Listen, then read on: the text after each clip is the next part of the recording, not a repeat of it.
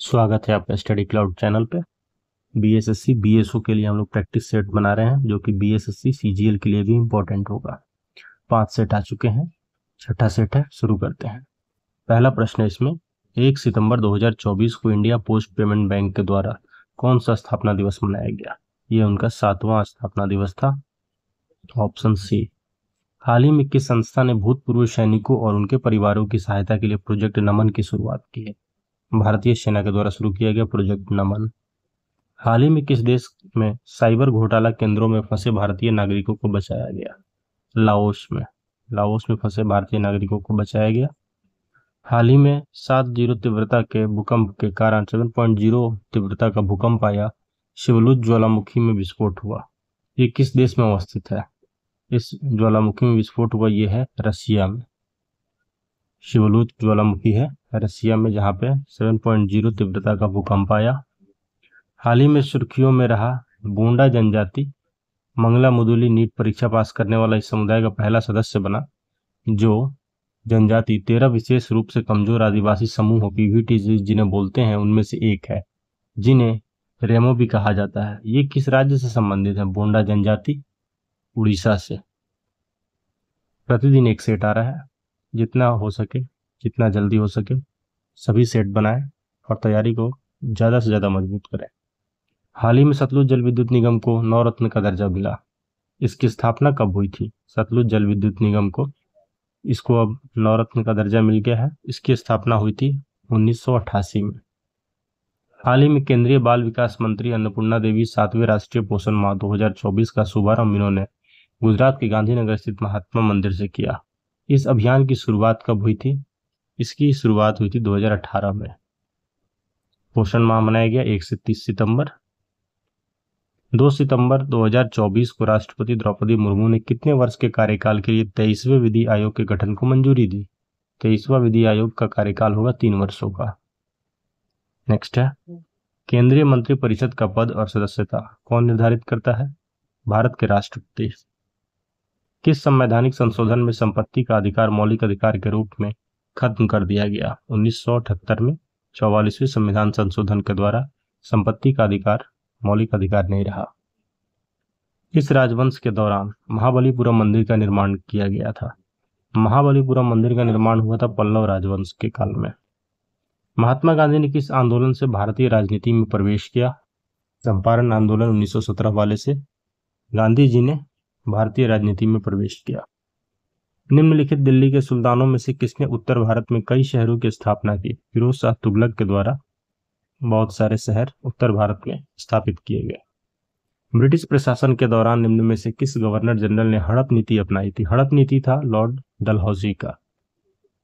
अहोम जनजाति भारत के किस राज्य से संबंधित है? अहोम है असम से संबंधित।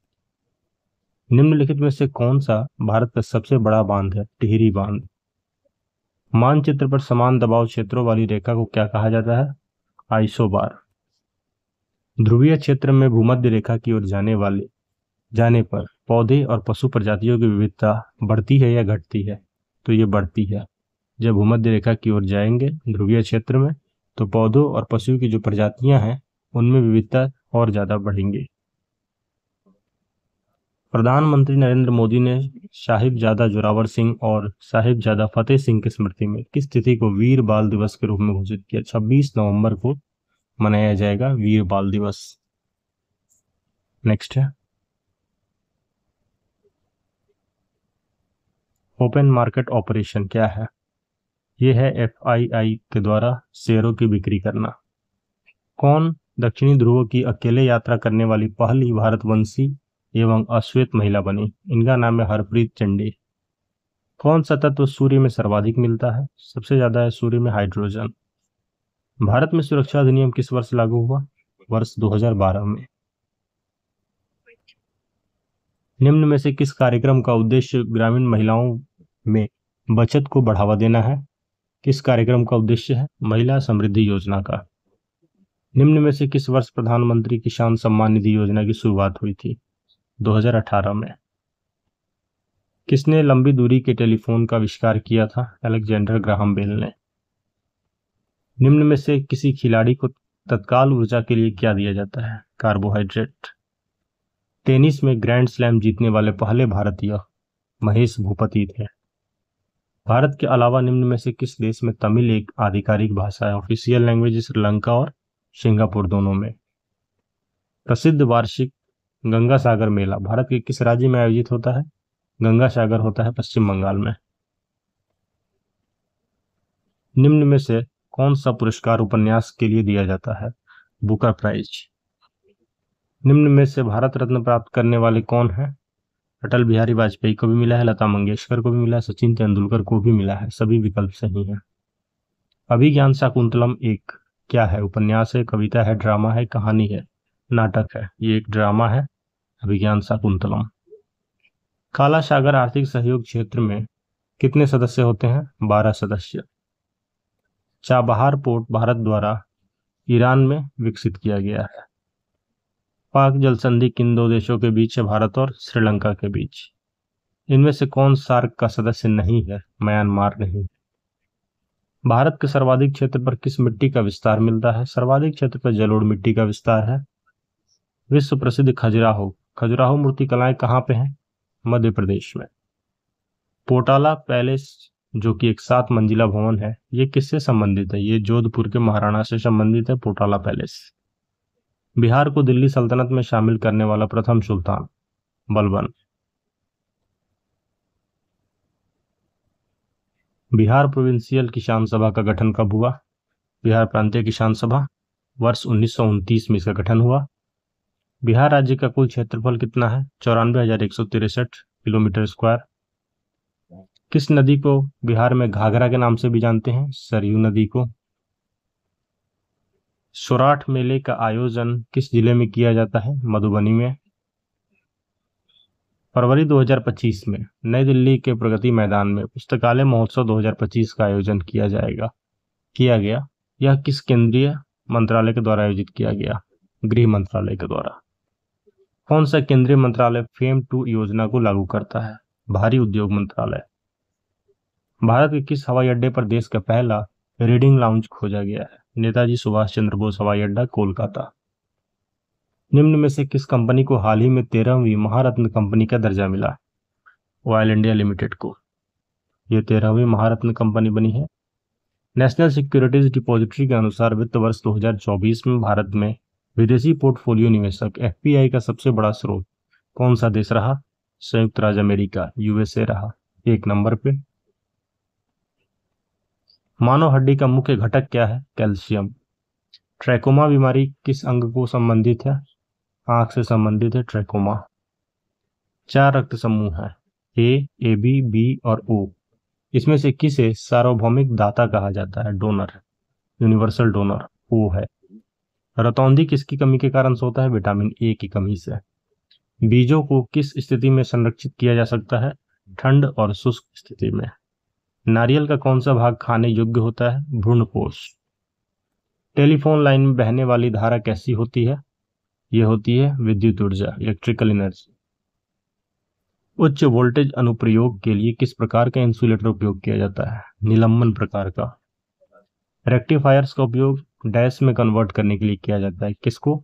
एसी से डीसी कन्वर्ट करने के लिए रेक्टिफायर का यूज किया जाता है, एसी से डीसी। जब कोई वस्तु पृथ्वी से चंद्रमा पर स्थानांतरित की जाती है तो उसका द्रव्यमान जो है वो अपरिवर्तित रहता है।